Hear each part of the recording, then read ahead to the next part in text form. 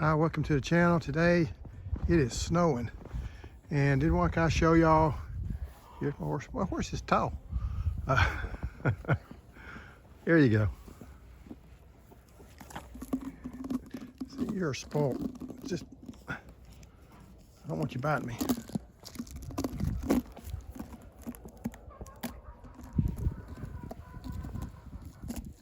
Is it better?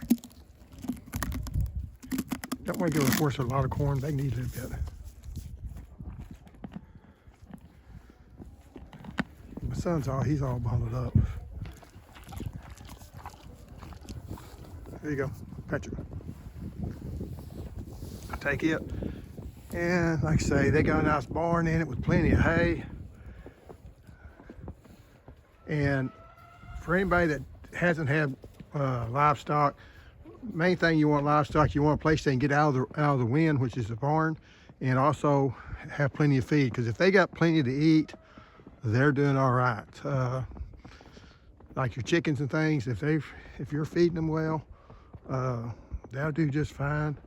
They are being smart enough not to get out in this stuff, but this is the way it looks. We got about 3.5 inches of snow. It is kind of powdery. It don't take long for you to get your hands cold, because we don't really have winter gloves because we don't really need them. And then all my work gloves my family stole, so I don't have any gloves. And the ones gloves I do have, once they get through them, are going to be wet. But you know what I didn't tell them, I got hand warmers in my pocket. But there's the garden, how she looks. Now they have changed our forecast. We're supposed to get down to 16 instead of 12, which is a big difference with our citrus. And right now I think it's around 25 degrees. I haven't showed this part of the farm very often. It's kind of the back side of it where the horse eats and things. And got a little, they call it a creek, but it's just a little ditch in the back.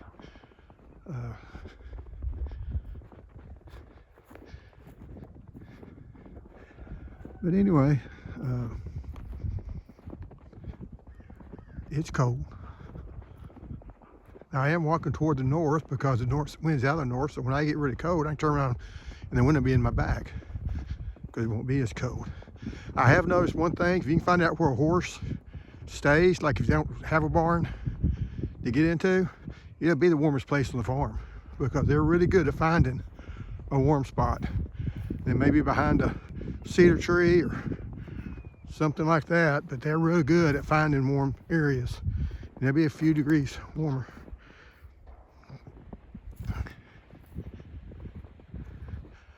And one thing I like about pine trees, they really look pretty whenever you got the snow like this, small pine trees back there. And we also own some other land back over that way. But that land's not worth a whole lot.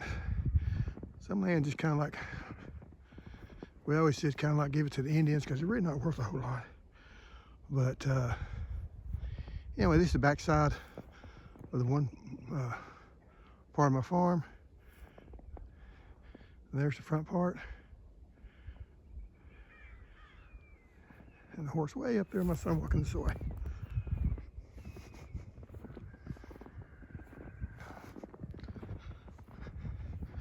Since he's my hardest worker, I think I'm going to tell him about the hand warmers. Of course, once I put the video up, my wife will find out about the hand warmers. She's forgot about them. I got them. Need a hand warmer? No. Got some in there. So. Got 2 of them.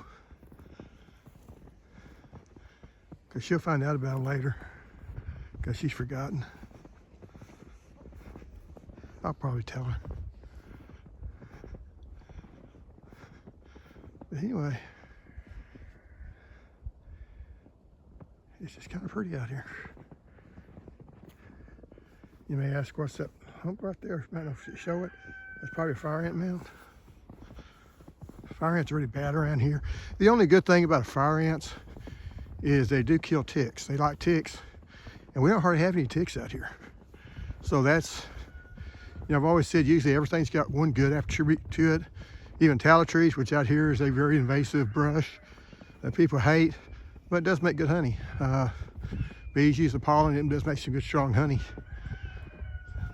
And it's got pretty leaves, that's about it. But with fire ants, they do kill ticks. So.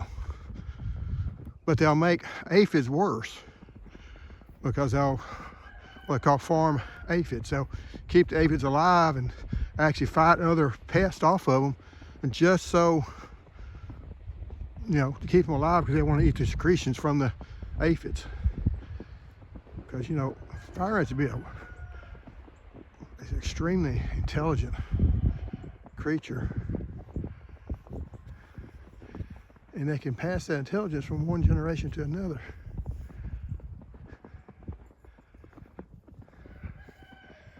There's the stuff that I've got on the trees. There's the lemonade, the Jiu-Jitsu lemonade tree from the backside. This is the small orchard I usually show a whole lot of, because he really hasn't done a lot the last couple of years, but several of them have died. Needed some replanting on them. Had brown rot really bad last year, so this year it's probably going to be bad. And this cold, none of these trees here is going to be affected by it. In fact, you'll probably make them better as far as the peaches and the plums. But citrus just don't handle this weather very well. The loquats, the fruit on it's, I did say to, you know, they were toast. It's the fruit that's toast. The trees themselves, they'll be able to handle this. I don't think I'm going to lose them to this cold weather, but you know, they just look good. There's where I healed up the areas for the potatoes. I haven't done anything since I made the video, I don't think. I did finish the rows. I don't know if I showed all the rows, but I did buy the potatoes Saturday, so I've got them. Now, I'm not going to plant them. But probably in a couple of weeks I will. I start considering it. Usually you plant them about a month from now. There's all the brassicas, and I don't really hold a whole lot of hope, but you know, maybe with all this snow, if that snow stays on it, maybe that'll insulate them enough to you know, preserve them. But one thing that I did learn, I didn't even think about, and from Large Family Homestead, mentioned about stuff not growing, and I've always known they wouldn't grow well. Stuff don't grow well in January a lot of times, because annual ryegrass, you don't grow it in you want to try to get it up early if you can, but not too early because you got armyworms. But if you can get it up and growing, because from about December 15th to February 15th, you just don't get hardly any growth out of the ryegrass. And I planted ryegrass from a horse. Can't see enough because it's under snow. But you know, it just doesn't grow much. But then right about February 15th, they start growing. It has a lot to do with day length, and I think that's why the brassicas kind of shut down on me. Is you just got a little bit too late, and then you know, they just stopped growing. So I did have a couple of them that put on a little bit, but it was not much of a harvest. And like I say, I don't expect them to survive getting down to, even if this gets down to 16. And you got anything you want to say, son? Bits of wisdom and knowledge.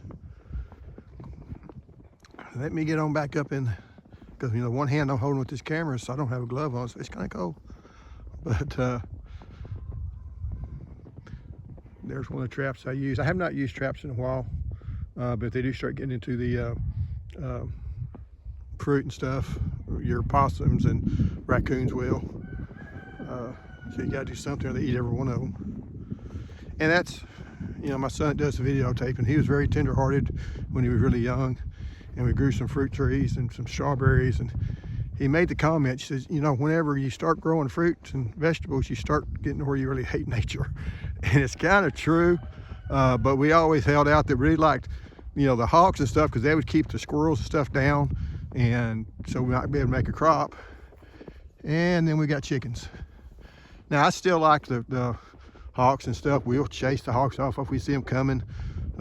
It's illegal to shoot at a hawk, and we don't, because you know, they're just trying to make a living too.